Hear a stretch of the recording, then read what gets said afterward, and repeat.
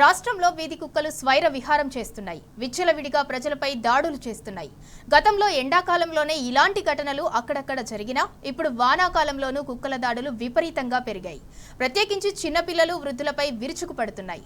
వీధి కుక్కల నియంత్రణపై రాష్ట్ర ప్రభుత్వం శ్రద్ధ పెట్టడం లేదంటూ ప్రజలు ఆగ్రహం వ్యక్తం చేస్తున్నారు. ఇక దీనిపై మరింత సమాచారం మా ప్రతినిధి వంశీ అందిస్తారు. చూస్తూ ఉన్నాం, అటు రంగారెడ్డి జిల్లాలో కూడా ఒక బాలుడు పైన పైశాచికంగా దాడి చేయడం జరిగింది. ప్రజెంట్ ఆ బాలుడి సిచ్యువేషన్ కూడా సీరియస్గా ఉంది. దాంతోపాటుగా అటు వరంగల్ జిల్లాలో నిన్న అర్ధరాత్రి ఒక నవజాత శిశువుని కుక్క పీక తిన్నటువంటి పరిస్థితి కూడా మనం చూస్తూ ఉన్నాము. ప్రజెంట్ మనం నారాయణగూడ ఐపీఎంలో ఉన్నాం, యాంటీ ర్యాబిస్ టీకా కేంద్రం వద్ద ఉన్నాం. ప్రధానంగా అటు ఫీవర్ ఆసుపత్రికి రోజువారీగా కేసులు 80 నుంచి 100 వరకు నమోదవుతున్నట్టు, దాంతోపాటుగా గత నెల చూస్తే మాత్రం దాదాపుగా 2700కు పైగా కుక్క కాటు బాధితులు ఇక్కడికి ఏదైతే వ్యాక్సిన్ తీసుకున్నట్టు కూడా తెలుస్తూ ఉంది. వీటి సంఖ్య కూడా గణనీయంగా పెరుగుతున్నటువంటి పరిస్థితి మనకు కనపడతా ఉంది. రాష్ట్ర ప్రభుత్వం అటు కావచ్చు, దాంతోపాటుగా జిహెచ్ఎంసీ అధికారులు కూడా వీటిపైన దృష్టి పెట్టవలసినటువంటి అవసరం ఎంత ఉంది. అత్యధికంగా పిల్లలు, వృద్ధులపైన ఈ కుక్క కాటు ఏదైతే కుక్క దాడులు అనేది కొంత అధికంగా కనిపిస్తూ ఉంది. మనం కొంతమందితో కూడా మాట్లాడించే ప్రయత్నం చేద్దాం. వారు ఎక్కడి నుంచి వచ్చారు, ఏందానికి సంబంధించి ఎక్కడి నుంచి వచ్చారు? జగదీరుడు వచ్చామండి. జరుగుండి వచ్చాము. అక్కడ కుక్కలు కూడా చాలా ఉన్నాయి.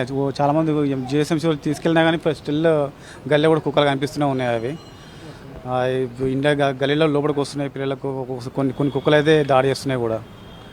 చెప్పారా మీరు అధికారులకు? అదే చెప్పి తీసుకెళ్తున్నాం అని చెప్పారు, కానీ మనకి అన్ని కుక్కలు కనబడుతూనే ఉన్నాయి. మరి మొత్తం ఇది క్లియర్ చేయట్లేదు వాళ్ళు కూడా. దాని కూడా గవర్నమెంట్ కూడా దృష్టి చేయించాలి. ఇది ఓకే, ఇక్కడ వ్యాక్సిన్కి వస్తున్నారు కదా, తొందరగానే అవుతుందా, లేట్ ఏమన్నా అవుతుందా? తొందరనే అవుతుంది, అది ప్రాబ్లం ఏం లేదు, బాగానే ఉంది. కాబట్టి జనాలు ఎక్కువ వస్తారు ఈ మధ్య. నేను వచ్చినప్పుడు అయితే కొద్దిగా జనాలు ఎక్కువనే ఉన్నారు. అంటే రాత్రి వేళల్లో కొంత భయానక పరిస్థితులు కూడా ఉన్నాయి అంటున్నారు. పరిస్థితులు ఉన్నాయి, చాలా ఉన్నాయి. ఎందుకంటే కుక్కలు ఎక్కువ రాత్రిపూట బయట తిరుగుతుంటాయి. సో ఒక్కరు ఇండివిజువల్గా వెళ్తున్నారంటే వాళ్ళ మీద అటాక్ చేసే పరిస్థితి ఎక్కువ ఉన్నది అనమాట. సో గుంపులుగా డే టైంలో అయితే పెద్ద పట్టించుకోవట్లేదు, నైట్ టైమే వాళ్ళ మీద అటాక్ చేసే చాలా ఛాన్స్ ఎక్కువ ఉన్నాయి వాళ్ళకు. హైదరాబాద్ మహానగరంలో వీటి సంఖ్య కొంత అత్యధికంగా పెరిగినట్టు కూడా చెప్తా ఉన్నారు. మనం కొంతమందితో కూడా మాట్లాడించే ప్రయత్నం చేద్దాం, వారి అభిప్రాయాన్ని కూడా తీసుకునే ప్రయత్నం చేద్దాం. మనం చూడొచ్చు, పిల్లలకు కూడా కుక్క దాడులు చేయడంతో కూడా పిల్లలు కూడా ఆసుపత్రులకు ఏదైతే వస్తున్నారో వ్యాక్సిన్ తీసుకున్నటువంటి పరిస్థితి కూడా మనకు కనిపిస్తూ ఉంది. అత్యధికంగా పిల్లలపైన దాడులు చేసిన పరిస్థితి మనకు కనపడతా ఉంది. చెప్పండి, మీరు ఎక్కడి నుంచి వచ్చారు? సీతాఫల్ మండి ఇన్ హైదరాబాద్. ఎప్పుడైంది? 7th రోజు మార్నింగ్ ఒక డాగ్ సడన్లీ వచ్చి బైట్ చేసినాడు పిల్లలకి హెడ్ మీద.